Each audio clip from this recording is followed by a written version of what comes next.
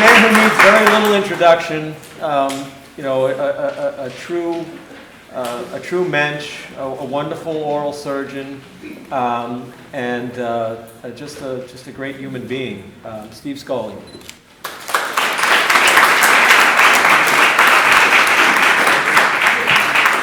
Thank you very much, Andy. Thanks. Credit to you for getting this together and just disseminating this information. My story is a little bit different. Colleen, unlike yourself, I'm self-employed, so the only one I fear right now or have to be concerned about is the tyranny of government, and that's kind of what I experienced. My adventure began with the vaccine mandate.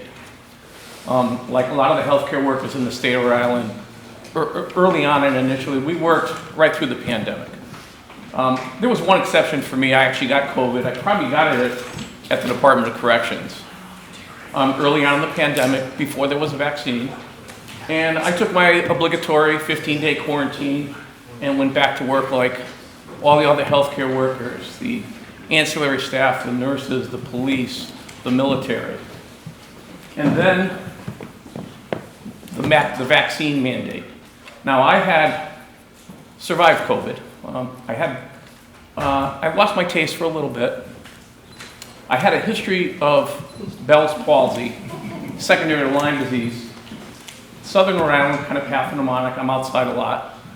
I had monitored my antibodies. I made a conscious decision that I'm not going to potentially take a vaccine that has some harmful effects that I don't need, that is of no benefit to anybody. I already had acquired immunity. There was no transmission issues. The health and safety of my staff and patients was always ensured. Remember, it was the dental and medical community that basically pioneered universal precautions when there was the HIV epidemic. So there was no risk to any of the patients. And I openly challenged the vaccine mandate.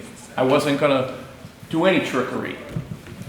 And I wanted a hearing and to be granted a medical exemption by my regulatory body, which I have never been before. The Board of Examiners at the Department of Health is my regulatory body.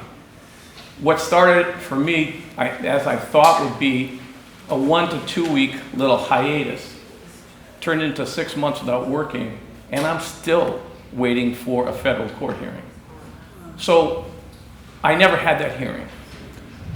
I heard when I challenged the mandate that I wouldn't be able to practice when I was driving down the street listening to John Laughlin on a Saturday morning radio show. The news said that I was issued a compliance order, they would close my practice. My license was never suspended or revoked. I was just prevented from seeing patients. The compliance order was issued on October 1st. Again, I've never met before my regulatory body. The intricacies of the logistics of the Department of Health is a compliance order can only be issued after I had a hearing by state statute.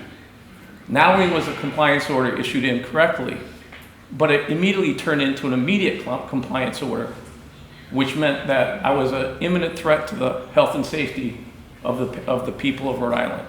To this date, because the emergency orders are still extended to, is it May 5th or May 11th? I cannot work in a hospital. But the state of Rhode Island can send patients to me. So my background, I trained at Cook County Hospital in Chicago. That was the first level 1 trauma center in the nation.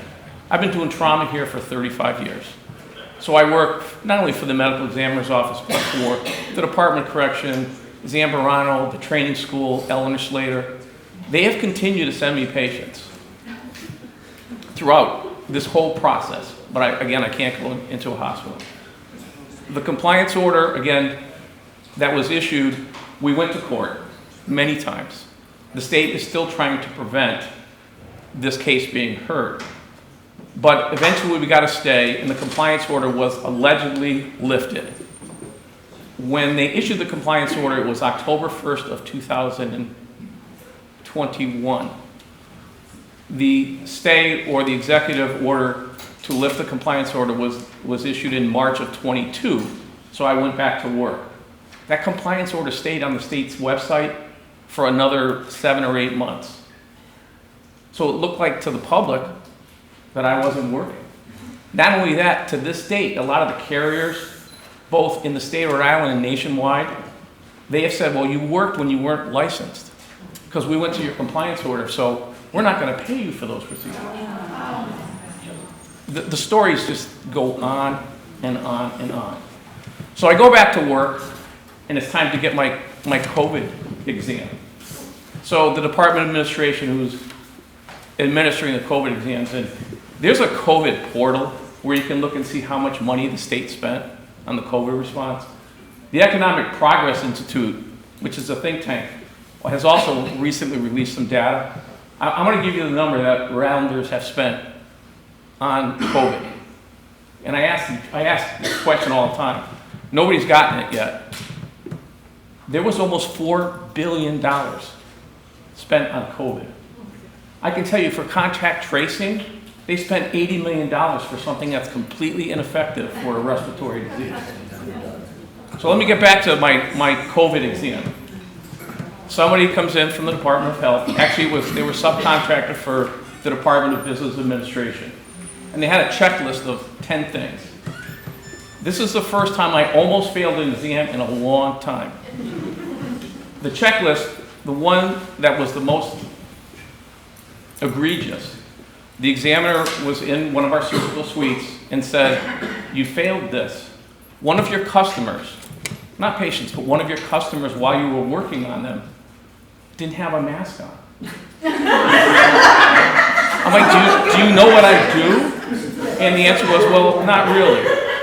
Well, I was taking out a maxillary tooth, an upper tooth, and I guess I could have done it if I'd gone through their brain, but I didn't think that was a good idea. That was the first one. And I don't think they were appreciative of my comments, but that's the way it is at this point. The second one was my surgical staff wasn't practicing correct social distancing. Now, the surgical assistants need to be kind of intimately involved in the case. There's no social distancing in what I do. The third thing, they must have thought I was some industrial complex. And if anybody's been to my office, it's actually pretty nice, up to date. We accommodate everybody. The third thing was, she goes, you don't have a weekly cleaning log. I go, do you understand that these rooms are sanitized and disinfected after every patient encounter? But you still have to have a weekly cleaning log. So I'm back at work. This is the kind of response I got. They brought somebody in, and they've also, the state has also asked me to take out some bullets and to do some other things, even though I can't go to the hospital. Can't you do it in your office? They like a bullet out because they do forensics and other things. They send somebody in from Zamorano. The guy has no arms and basically no legs. He's got a little stump here. He's like, oh, thank God you're back to work. I couldn't get anybody to see me. I waited almost 6 months to take a tooth out. So the health department really needs to revisit, the Hippocratic Oath, what it means, and the science.